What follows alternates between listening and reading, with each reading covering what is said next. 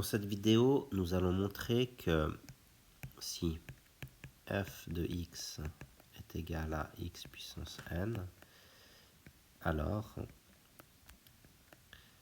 f' de x est égal à n fois x puissance n moins 1, quel que soit x appartenant au réel positif non nul et quel que soit n appartenant à Q. Alors, on peut déjà montrer que le domaine de définition d'une fonction de ce type-là devrait être R plus étoile. Si par exemple n est un nombre rationnel négatif, comme par exemple moins une demi, donc x à la puissance moins une demi peut s'écrire comme 1 sur racine de x. Et donc il faudrait éviter qu'il soit nul, et donc x ne doit pas non plus être négatif.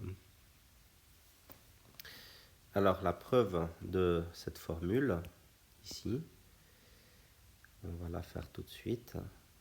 On va utiliser le fait que on connaît déjà cette formule pour des exposants entiers, et on va aussi utiliser la dérivée de la composée. Alors, allons-y.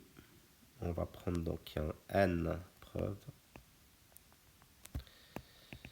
On va poser que n, si n est un nombre rationnel, on peut l'écrire comme p sur q, où p appartient à z et q appartient à n. Alors, on va ici montrer de deux façons différentes. On va dériver de deux façons différentes x à la puissance p sur q, le tout à la puissance q. Alors, la première, c'est en utilisant justement la composition de fonctions. Donc ça va être q fois x à la puissance p sur q, le tout à la puissance q moins 1. Donc là, j'utilise la formule, mais pour un exposant entier naturel, et fois ici la dérivée interne, x à la puissance p sur q dérivée. Donc ça va être notre premier résultat en utilisant la composition de fonctions. Cette même dérivée de x puissance p sur q, le tout à la puissance q, on va ici utiliser la simplification dans un premier lieu. Donc x à la puissance p sur q, le tout à la puissance q, on va pouvoir multiplier les exposants, et donc on aura x puissance p sur q fois q, donc dérivée de tout ça, et ces q se simplifient, et donc on aura x à la puissance p dérivée, où p ici est un exposant entier relatif, et on sait que notre formule elle fonctionne ici, et donc on peut écrire que c'est égal à p fois x puissance p moins 1, et ça sera notre second résultat. Donc on va comparer ces deux résultats qui doivent être donc égaux. Donc q fois x à la puissance p sur q, le tout à la puissance q moins 1, fois x à la puissance p sur q dérivée doit être égal à p fois x à la puissance p moins 1.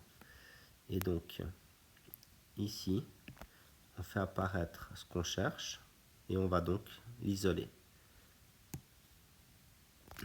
Donc je vais ici l'isoler en divisant par cette première partie le terme de gauche, le membre de gauche et le membre de droite.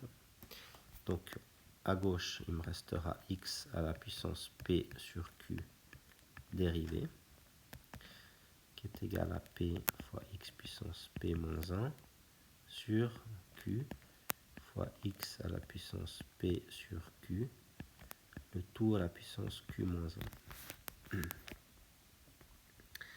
Alors voilà, cette fraction ici, au dénominateur, elle comporte une puissance.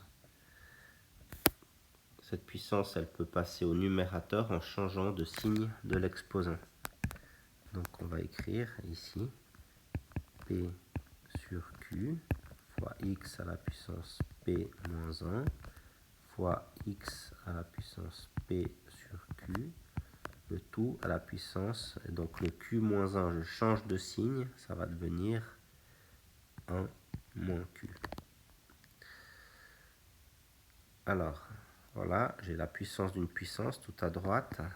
On va donc écrire p sur q fois x à la puissance p moins 1 fois x à la puissance p sur q fois 1 moins q.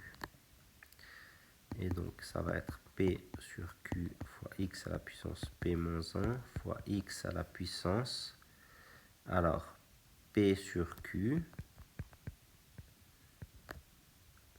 moins p sur q fois q, donc ça fera moins p.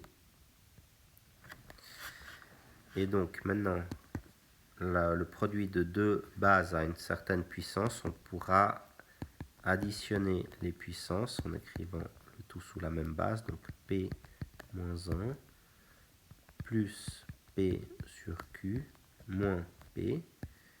Les p se simplifient et donc on a le résultat cherché. Donc on avait donc x à la puissance p sur q dérivée qui est égal à p sur q, donc l'exposant devient un facteur multiplicateur fois x à la puissance p sur q moins 1, et la puissance, elle est désincrémentée de 1. Donc on a ainsi notre résultat pour toute puissance rationnelle.